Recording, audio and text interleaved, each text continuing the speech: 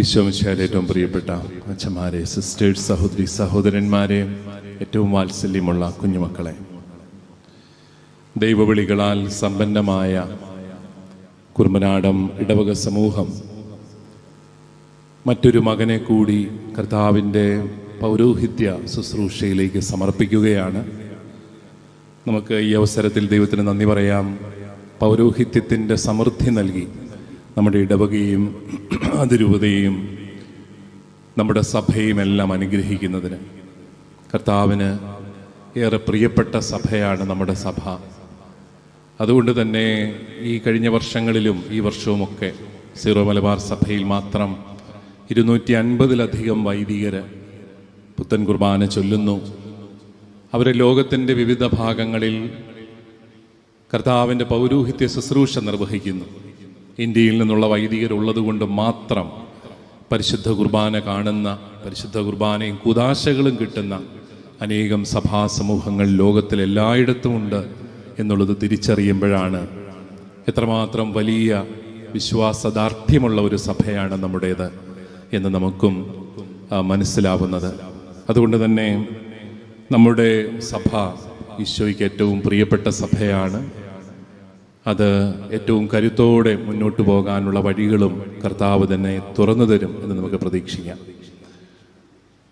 നമ്മൾ ഈ അവസരത്തിൽ ഡീക്കൻ ജേക്കബ് ഊട്ടി കളത്തെ വീട്ടിൽ പൗരോഹിത്യ പട്ടം സ്വീകരിക്കുമ്പോൾ ഈ ഇടവകയും അതുപോലെ അദ്ദേഹത്തിൻ്റെ കുടുംബത്തെയും എല്ലാം നമുക്ക് സന്തോഷത്തോടെ കർത്താവിൻ്റെ സന്നിധിയിൽ സമർപ്പിച്ച് പ്രാർത്ഥിക്കാം. മാതാപിതാക്കളായ ജെയിംസ് സാറും ആൻസിമോൾ ടീച്ചറും രണ്ടുപേരും കോർപ്പറേറ്റ് മാനേജ്മെൻറ്റിലെ അധ്യാപകരാണ്. അതോടൊപ്പം സൺഡേ സ്കൂളിലെ അധ്യാപകരുമാണ്. വിശ്വാസ പരിശീലന രംഗത്തൊക്കെ അവർ സജീവമായിട്ട് പ്രവർത്തിക്കുന്നു. അവരുടെ 3 മക്കളിൽ മൂത്ത മകനാണ് ജേക്കബ് ഊട്ടി ശമാശൻ. ഇളയ സഹോദരങ്ങളായ റോസ്മേരിയും മാത്യുവും. ആ കുടുംബത്തെ മുഴുവനായിട്ട് നമുക്ക് നന്ദിയോടുകൂടി ഓർക്കാം. കാരണം അവരുടെ പരിശീലനവും അവരുടെ വിശ്വാസ മാതൃകയുമൊക്കെയാണ് അവരുടെ മകന് ദൈവവിളി കണ്ടെത്താനായിട്ട് സഹായകമായത് എന്ന് നമുക്ക് തിരിച്ചറിയാം. അതോടൊപ്പം ഈ ഇടവകയും പ്രത്യേകമായിട്ട് ഞാൻ ഓർക്കുന്നു. ബഹുമാനപ്പെട്ട വികാരിയച്ഛൻ ആമുഖത്തിൽ പറഞ്ഞതുപോലെ സഭയുടെ ചരിത്രവുമായിട്ടേറെ അടുത്തു നിൽക്കുന്ന ഈ ഇടവക, ദൈവവിളികളാൽ സമ്പന്നമായ ഇടവക, നമുക്ക് നന്ദി പറയാം. ബഹുമാനപ്പെട്ട വികാരിയച്ഛൻ കറുവപ്പറമ്പിലച്ഛനും കൊച്ചച്ഛൻ ട്വിങ്കിളച്ഛൻ്റെയും അവരുടെയൊക്കെ നേതൃത്വത്തിൽ ഈ പട്ടത്തിനായിട്ട് നടത്തിയ എല്ലാ ഒരുക്കങ്ങളെയും നന്ദിയോടുകൂടി ഓർക്കുന്നു. പ്രിയപ്പെട്ട ജേക്കബ് ഊട്ടി ശംശാന സ്കൂൾ വിദ്യാഭ്യാസത്തിന് ശേഷം കുറിച്ചി മൈനസ് സെമിനറിയിൽ ചേർന്നു. പിന്നീട് നിരണത്ത് 1 വർഷം അവിടെയും സെമിനറി പരിശീലനം തേടി. അദ്ദേഹം ഫിലോസഫി പഠിച്ചത് ആലുവ സെമിനറിയിലാണ്. തിയോളജി കുന്നോത്ത് മേജർ സെമിനറിയിലാണ് പൂർത്തിയാക്കുന്നത്. റീജൻസി കാലത്ത് 6 മാസത്തോളം ഇറ്റാവ മിഷനിലും അദ്ദേഹം ശുശ്രൂഷ ചെയ്തിരുന്നു. നമുക്ക് ഈ പരിശീലന കാലഘട്ടങ്ങളിലെല്ലാം അദ്ദേഹത്തെ സഹായിച്ചവർ, അദ്ദേഹത്തിന് മാർഗദർശനം നൽകിയ എല്ലാവരെയും, ബഹുമാനപ്പെട്ട ഡയറക്ടറച്ഛന്മാരെയും അതുപോലെ ഗുരുക്കന്മാരെയും എല്ലാം നമുക്ക് നന്ദിയോടുകൂടി ഈ അവസരത്തിൽ ഓർക്കുകയും പ്രാർത്ഥിക്കുകയും ചെയ്യാം. നമ്മുടെ സെമിനാരികൾക്ക് വേണ്ടിയും നമുക്ക് പ്രത്യേകമായിട്ട് പ്രാർത്ഥിക്കാം. ഒരു പുരോഹിതൻ്റെ ജീവിതം വിജയിക്കുന്നത് എപ്പോഴാണ്? ഒരു സാധാരണ ജനനേതാവ് വിജയിക്കുന്നത് ജനങ്ങൾക്ക് വേണ്ടി എന്തെങ്കിലും ഭൗതികമായ സൗകര്യങ്ങൾ ചെയ്തു കൊടുക്കുമ്പോഴാണ്. നമ്മുടെ നാട്ടിൽ ഒത്തിരി റോഡുകളൊക്കെ കൊണ്ടുവന്നാൽ നമ്മൾ പറയും നമ്മുടെ MLA മിടുക്കനാണ്, വലിയ ഭൗതിക സാഹചര്യങ്ങൾ ഒരുക്കിയാൽ ഗവൺമെൻറ് നല്ലതാണ് എന്നൊക്കെ നമ്മൾ പറയാറുണ്ട്. പക്ഷെ ഒരു വൈദികൻ വിജയിക്കുന്നത് എപ്പോഴാണ്? ഒരു വൈദികൻ്റെ വിജയം ഭൗതികമായ വിജയങ്ങളെ ആശ്രയിച്ചാണോ ഇരിക്കുന്നത്? ചിലപ്പോഴൊക്കെ വൈദികരുടെ ജീവിതത്തെ വിലയിരുത്തുമ്പോൾ അവർ തുടങ്ങിയ വലിയ വലിയ സ്ഥാപനങ്ങളും അവർ നേടിയ ബാഹ്യമായ വിജയങ്ങളും അവർ വിളിച്ചുകൂട്ടിയ വലിയ ജനക്കൂട്ടങ്ങളുമൊക്കെയാണ് നമ്മുടെ ഉള്ളിലുള്ളത്. എന്നാൽ ഒരു പുരോഹിതൻ്റെ ജീവിതത്തെ സംബന്ധിച്ച് അദ്ദേഹം വിജയിക്കുന്നത് ഈ ഭൗതികമായ തലത്തിലെ വിജയങ്ങൾ കൊണ്ടാണോ എന്ന് നമ്മൾ ചിന്തിക്കുന്നത് നല്ലതാണ്. ചിലപ്പോഴൊക്കെ ജനക്കൂട്ടം ദിവ്യ പുരുഷന്മാരുടെ ജീവിതത്തിലും ഒരു വിഗ്രഹമായി മാറുന്ന അനുഭവങ്ങൾ പഴയ നിയമത്തിൽ നമ്മൾ കാണുന്നുണ്ട്. നമുക്കറിയാം, ദാവീദ് രാജാവ്, അദ്ദേഹം ഒരു പോരാളിയായിരുന്നു. അദ്ദേഹത്തിൻ്റെ ജീവിതകാലം മുഴുവൻ അദ്ദേഹം യുദ്ധം ചെയ്യുകയായിരുന്നു, ഇസ്രായേൽ സാമ്രാജ്യം വികസിപ്പിക്കുകയായിരുന്നു. അദ്ദേഹത്തിൻ്റെ കാലത്ത് ഇസ്രായേൽ സാമ്രാജ്യം വളരെ വലുതായി. ദിനവൃത്താന്തത്തിൻ്റെ 1-ാം പുസ്തകം 21-ാമത്തെ അധ്യായത്തിൽ ഇങ്ങനെ ഒരു വാക്യമുണ്ട്: സാത്താൻ പ്രേരിപ്പിച്ചു ദാവീദിനെ. എന്തിനാണ്? ജനസംഖ്യ എടുക്കാൻ. ഇത്രയും ജനങ്ങൾ എൻ്റെ സാമ്രാജ്യത്തിലുണ്ടെന്നൊക്കെ ഓർത്ത് ഒന്ന് അഹങ്കരിക്കാനായിട്ട് ദാവീദിനെ സാത്താൻ പ്രേരിപ്പിച്ചു. അപ്പോൾ ദാവീദ് ജനസംഖ്യ എടുക്കാനായിട്ട് തുടങ്ങി. ജനസംഖ്യ എടുത്തു. പക്ഷേ കർത്താവ് കോപിച്ചു എന്ന് മാത്രമല്ല, നാട്ടിലെല്ലാം പകർച്ചവ്യാധി വരുത്തി ഏതാണ്ട് 80,000-ഓളം പേര് മരിച്ചുപോയി എന്നാണ് പറയുന്നത്. അതായത് നിന്നോട് ജനസംഖ്യ എടുക്കാനെന്നും പറഞ്ഞിട്ടില്ല, നിന്നോട് ജോലി ചെയ്യാനേ പറഞ്ഞിട്ടുള്ളൂ. സുവിശേഷത്തിലും പറയുന്നുണ്ടല്ലോ, നീ അധ്വാനിച്ചാൽ മാത്രം മതി, വിളവ് നൽകുന്നതും വിളവെടുക്കുന്നതും ഒക്കെ ദൈവമാണ്. പക്ഷെ നീ അധ്വാനിക്കാതെ വിളവ് അന്വേഷിച്ചു പോകരുത്. നീ അധ്വാനിക്കുക. അധ്വാനിച്ചതിന് ശേഷം ഉപയോഗശൂന്യനായ സേവകൻ മാത്രമാണ് ഞാൻ എന്ന് പറഞ്ഞ് എളിമയോടെ കർത്താവിൻ്റെ സന്നിധിയിൽ കിടന്നുറങ്ങുക. ഇതാണ് കർത്താവ് തൻ്റെ ശുശ്രൂഷകരോട് പറയുന്നത്. അല്ലാതെ നമ്മളാരും നമ്മുടെ ഒരു വൈദികൻ്റെ ശുശ്രൂഷയുടെ ഫലമായി എത്ര പേര് ഒരുമിച്ച് കൂടി എന്നുള്ളത് ഒക്കെ നോക്കി സന്തോഷിക്കാനായിട്ട് പാടില്ല എന്നാണ് വചനം നമ്മളെ പഠിപ്പിക്കുന്നത്. യോഹന്നാന്റെ സുവിശേഷം 6-ാമത്തെ അധ്യായത്തിൽ നമ്മൾ കാണുന്നുണ്ട്, കർത്താവ് തൻ്റെ ജീവിതത്തിലെ ഏറ്റവും ആഴമായ ഒരു പ്രഭാഷണം, ദിവ്യകാരുണ്യ പ്രഭാഷണം നടത്തി. ദിവ്യകാരുണ്യ പ്രഭാഷണം നടത്തി വിശുദ്ധ കുർബാനയെക്കുറിച്ച് പഠിപ്പിച്ചു. തൻ്റെ ശരീരവും രക്തവും അനേകർക്ക് വേണ്ടി വിഭജിക്കപ്പെടുന്നതും ചിന്തപ്പെടുന്നതും എല്ലാം അവിടുന്ന് പഠിപ്പിച്ചു കഴിഞ്ഞപ്പോൾ നമ്മൾ വായിക്കുന്നുണ്ട്, യോഹന്നാൻ 6:66 അനേകർ അവനെ വിട്ടുപോയി. ജനങ്ങൾ അനേകർ അവനെ വിട്ടുപോയി എന്നാണ് പറയുന്നത്. ആകപ്പാടെ 12 പേരെ മാത്രമേ ഇവിടെ കണ്ടുള്ളൂ, തൻ്റെ ശിഷ്യന്മാരാണ്. എന്നാൽ അവരെയെങ്കിലും കൂട്ടി നിർത്താനുള്ള പണിയല്ല കർത്താവ് ചെയ്യുന്നത്. കർത്താവ് ചോദിച്ചെന്താ? നിങ്ങളും പോകാൻ ആഗ്രഹിക്കുന്നുണ്ടെങ്കിൽ ഇപ്പൊ പറഞ്ഞോണം, പൊക്കോ. അതായത് ജനക്കൂട്ടം വിട്ടുപോകുക എന്ന് പറയുമ്പോൾ നമ്മളൊക്കെ എന്തെങ്കിലും കോംപ്രമൈസിനൊക്കെയോ, ഇല്ല ഞാൻ അത്ര ഉദ്ദേശിച്ചില്ല, നമ്മൾ അങ്ങനെയൊന്നും ഉദ്ദേശിച്ചില്ല, നിങ്ങൾ പിരിഞ്ഞു പോകണ്ട, നിങ്ങൾ നിൽക്ക്, ഇതൊക്കെയാണ് വിവേകമെന്നാണ് ഇന്നത്തെ ലോകം നമ്മളോട് പറഞ്ഞു തരുന്നത്. ജനക്കൂട്ടത്തെ കൂടെ നിർത്തണം. പക്ഷേ കർത്താവ് ചോദിച്ചത്, നിങ്ങളും പോകാൻ ആഗ്രഹിക്കുന്നു?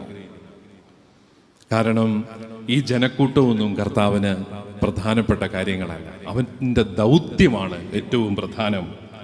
ലൂക്കായുടെ സുവിശേഷം 10-ാമത്തെ അധ്യായത്തിൽ ശിഷ്യന്മാര് കർത്താവിൻ്റെ ദൗത്യവാഹകരായിട്ട് എല്ലായിടത്തും പോയി. അവർ ചെന്നിടത്തെല്ലാം വലിയ അത്ഭുതങ്ങളൊക്കെ നടന്നു. അവർ തിരിച്ചു വന്ന് കർത്താവിനോട് പറയുന്നുണ്ട്, കർത്താവേ, ഒത്തിരി അത്ഭുതങ്ങൾ നടന്നു, പിശാചുകൾ പുറത്തുപോയി, രോഗികൾ സുഖപ്പെട്ടു. ഉടനെ ഈശോ അവരോട് പറയുന്നത് എന്താണ്? 20-ാമത്തെ വാക്യത്തിൽ നമ്മൾ വായിക്കും, പിശാചുകൾ നിങ്ങൾക്ക് കീഴടങ്ങുന്നു എന്നതിൽ നിങ്ങൾ സന്തോഷിക്കേണ്ട, മറിച്ച് നിങ്ങളുടെ പേരുകൾ സ്വർഗത്തിൽ എഴുതപ്പെട്ടിരിക്കുന്നു എന്നതിൽ സന്തോഷിക്കുവേൻ.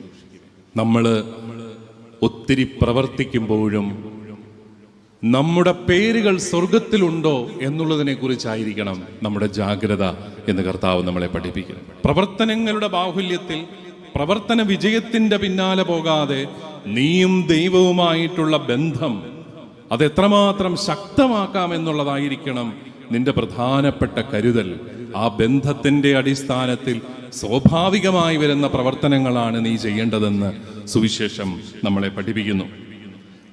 ഈശോയുടെ ശുശ്രൂഷയെക്കുറിച്ച് വിവരിക്കുന്ന ആദ്യ അധ്യായങ്ങളിൽ മർക്കോസ് കഫർനാമിലെ ഈശോയുടെ ശുശ്രൂഷയെക്കുറിച്ച് പറയുന്നുണ്ട്. കഫർനാമിൽ ഒത്തിരി ആൾക്കാർ കർത്താവിൻ്റെ ശിഷ്യരാകാനായിട്ട് താല്പര്യപ്പെട്ടു വന്നു. അവൻ ചെന്നിടത്തെല്ലാം ജനക്കൂട്ടമായിരുന്നു. സാധാരണ രീതിയിൽ നമ്മൾ എന്നാ വിചാരിക്കും, എന്നാൽ പിന്നെ ഇവിടെ തന്നെ കൂടിയേക്കാം. കാരണം എന്താ? ഇവിടെ ഒത്തിരി പേര് വചനം കേൾക്കാനായിട്ട് വരുന്നു. പക്ഷേ കർത്താവ് പറഞ്ഞത് എന്താ? നമുക്ക് പോകാം, നമ്മൾ മറ്റു പട്ടണങ്ങളിലും സുവിശേഷം പറയേണ്ടിയിരിക്കുന്നു. അവിടെ ചിലപ്പോൾ അവരെന്നെ തിരസ്കരിക്കും, പക്ഷെ ഞാൻ പോകണം, പോകാതിരിക്കരുത്. എന്നെ സ്വീകരിക്കുന്നിടത്ത് മാത്രമേ ഞാൻ പോകുള്ളൂ എന്ന് പറഞ്ഞു കഴിഞ്ഞാൽ അതൊരിക്കലും എൻ്റെ ദൗത്യത്തിൻ്റെ പൂർത്തീകരണമാവില്ല. പ്രിയപ്പെട്ടവരെ, ഭൗതികമായ കാഴ്ചപ്പാടുകളല്ല, ഭൗതിക കാഴ്ചപ്പാടിൻ്റെ അടിസ്ഥാനത്തിലല്ല നമ്മൾ ഒരു പുരോഹിതന്റെ വിജയത്തെ കരുതേണ്ടത്. ഒരു പുരോഹിതൻ്റെ പ്രധാനപ്പെട്ട ദൗത്യം ആത്മാക്കളുടെ പ്രജനനമാണ്.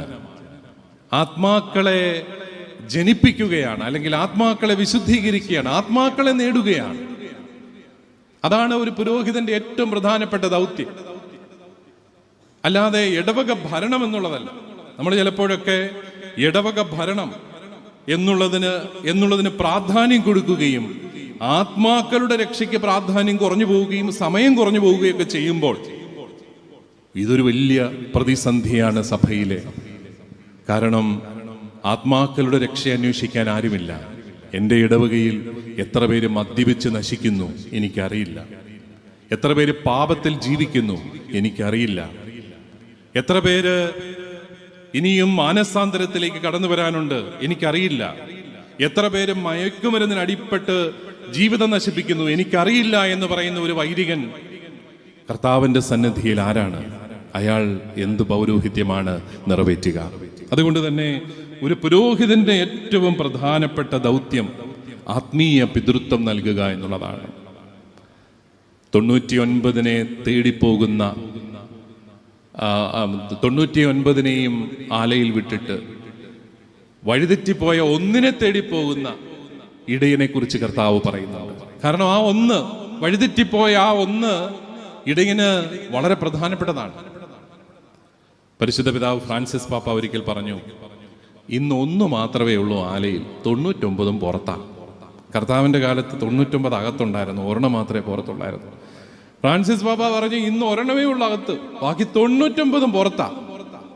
ഇടയന്മാരെന്നെ എടുക്കുന്ന ആ ഒന്നിനെ എടുത്ത് മടി വെച്ച് അതിന് ആവശ്യത്തിൽ കൂടുതൽ ഭക്ഷണവും കൊടുത്ത് അതിനെ കുളിപ്പിച്ച് അതിനെ പൊട്ടുമൊക്കെ ഇട്ട് രാവിലെ മുതൽ വൈകുന്നേരം വരെ ആലയിൽ ഉള്ളതിനെ മാത്രം പരിചരിച്ചു കൊണ്ടിരിക്കുമ്പോൾ പരിശുദ്ധ പിതാവ് ഇടയന്മാരായ വൈദികരോട് ഒരിക്കൽ പറഞ്ഞു, നിങ്ങൾ നഷ്ടപ്പെട്ടു പോയ 99 അന്വേഷിച്ച് പോകണം.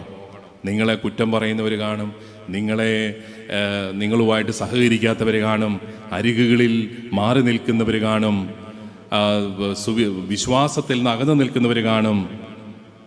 അവരെ തേടിപ്പോകണം, അവരെ തേടി അലഞ്ഞു നടക്കണം. അതാണൊരു പുരോഹിതന്റെ വിജയം എന്ന് പറയുന്നത്. നഷ്ടപ്പെട്ടു പോയതിനെ തേടിപ്പോകാനുള്ള വലിയ മനസ്സ്. പൗലോസ്ലീഹ തന്റെ അഭിമാനത്തെക്കുറിച്ച് പറയുന്നുണ്ട്. അഭിമാനപൂർവ്വം അദ്ദേഹം പറയുന്നു, കൊറിന്തോസുകാർക്ക് എഴുതിയ 1-ാം ലേഖനം 4-ാം അധ്യായം 15-ാമത്തെ വാക്യം, സുവിശേഷ പ്രഘോഷണം വഴി ഈശോ മിശിഹായിൽ നിങ്ങളെ ജനിപ്പിച്ചത് ഞാനാണ്. അതാണ് അദ്ദേഹത്തിന്റെ അഭിമാനം. ഈശോ മിശിഹായിൽ നിങ്ങളെ ജനിപ്പിച്ചത് ഞാനാണ്. ഫുൾട്ടൻ ജെഷീൻ അദ്ദേഹത്തിന്റെ പ്രീസ് ഈസ് നോട്ട് ഹിസ് ഓൺ എന്ന പുസ്തകത്തിൽ അദ്ദേഹം പറയുന്നുണ്ട്, ഒരു വൈദികൻ വർഷാവസാനം ചിന്തിക്കേണ്ടത് എത്ര അഡൾട്ട് ബാപ്റ്റിസം അദ്ദേഹം നടത്തി എന്ന് വെച്ചാൽ എത്ര കുഞ്ഞുങ്ങളെ മാമോദിസ കൊടുത്തെന്നല്ല, എത്ര മുതിർന്നവരെ മാമോദിസ മുക്കി എന്ന് പറഞ്ഞാൽ നീ എത്ര പേരോട് സുവിശേഷം പ്രഘോഷിച്ചു, നീ എത്ര പേരെ മാനസാന്തരപ്പെടുത്തി, എത്ര പേരെ നീ സുവിശേഷം വിശ്വാസത്തിലേക്ക് കൊണ്ടുവന്നു. അതായിരിക്കണം നിന്റെ വിജയത്തിന്റെ അളവുകോൽ. പ്രിയപ്പെട്ട സഹോദരി സഹോദരന്മാരെ, നമുക്ക് ഇന്ന് നമ്മുടെ പ്രിയപ്പെട്ട ജേക്കബ് കുട്ടി വൈദികനായിട്ട് അഭിഷേകം ചെയ്യുമ്പോൾ നമുക്ക് അദ്ദേഹത്തിന് വേണ്ടി പ്രാർത്ഥിക്കാനുള്ളത്, അദ്ദേഹം ഉടയാത്ത ലോവയും ഒക്കെയായി നല്ല സ്മാർട്ടായിട്ട് എല്ലാവരുടെയും നടുക്ക് ഷൈൻ ചെയ്ത് നിൽക്കണം എന്നല്ല, ആത്മാക്കളെ തേടി അലഞ്ഞു നടക്കുന്ന, സുവിശേഷ പ്രഘോഷണത്തിനു വേണ്ടി ത്യാഗം സഹിക്കാൻ തയ്യാറുള്ള, അല്പം ചെളിയൊക്കെ പറ്റിയാലും കുഴപ്പമില്ല എന്ന് പറഞ്ഞ് ചെളി പറ്റിയ മനുഷ്യരുടെ കൂടെ ജീവിക്കാൻ മനസ്സുള്ള ഒരു നല്ല വൈദികനായി അദ്ദേഹം മാറാൻ ഇടയാവട്ടെ. നമുക്ക് പ്രാർത്ഥിക്കാം. കാരണം ലോകം മാറുന്നതനുസരിച്ച് നഷ്ടപ്പെട്ടു പോകുന്നവരുടെ എണ്ണം കൂടുകയാണ്, കുറയുന്നില്ല എന്ന് തിരിച്ചറിയുക. ചങ്ങനാശ്ശേരി അതിരൂപതയിൽ ഇപ്പോൾ 507 വൈദികരോളം ഉണ്ട്. ഇത്രയും വലിയൊരു പ്രസ്ബിറ്റേറിയം. പക്ഷെ നഷ്ടപ്പെട്ടു പോയവരുടെ എണ്ണം കുറഞ്ഞോ? സംശയമാണ് കേട്ടോ. അതുകൊണ്ട് നമുക്ക് നഷ്ടപ്പെട്ടു പോയവരെ തേടി ഇറങ്ങണം. അത് വൈദികരും സന്യസ്തരും മാത്രം പോയാൽ പോരാ, ഇടവക സമൂഹങ്ങൾ ഒക്കെ പോകണം. നമ്മളിവിടെ ഇടവകയിൽ അംഗങ്ങളായി സന്തോഷത്തോടു കൂടി ജീവിക്കുമ്പോൾ നമ്മളിങ്ങനെ ഇടവകയുടെ കാര്യങ്ങൾ, ഇടവകയെ മുന്നോട്ട് നയിക്കുക, മുന്നോട്ട് നടത്തുക എന്നുള്ളത് മാത്രമല്ല, മറിച്ച് ഇടവകയെ ആത്മീയമായ അഭിവൃദ്ധിയിലേക്ക് നയിക്കുക എന്നുള്ളൊരു വലിയ ലക്ഷ്യം നമുക്ക് വേണം. അങ്ങനെ ആ ലക്ഷ്യത്തോടു കൂടി നമ്മളെല്ലാവരും ഒരുമിച്ച് പ്രവർത്തിക്കുമ്പോഴാണ് നമ്മുടെ ദൗത്യം വിജയിക്കുന്നത് എന്ന് നമ്മൾ തിരിച്ചറിയുക. ഭൗതികമായ സൗകര്യങ്ങൾ ഒരുക്കുന്നതിലല്ല, മറിച്ച് ആത്മീയമായി ആത്മാക്കളുടെ രക്ഷ നേടുന്നതാണ് ഒരു വൈദികൻ്റെ വിജയമെന്ന് ധ്യാനിച്ച് നമ്മുടെ പ്രിയപ്പെട്ട ശംശാനയുടെ ജീവിതവും ആ രീതിയിൽ ആത്മീയമായി ഒരു വലിയ വിജയമായി തീരാനായിട്ട് പ്രാർത്ഥിക്കാം. ദൈവം നമ്മളെല്ലാവരെയും സമൃദ്ധമായി അനുഗ്രഹിക്കട്ടെ.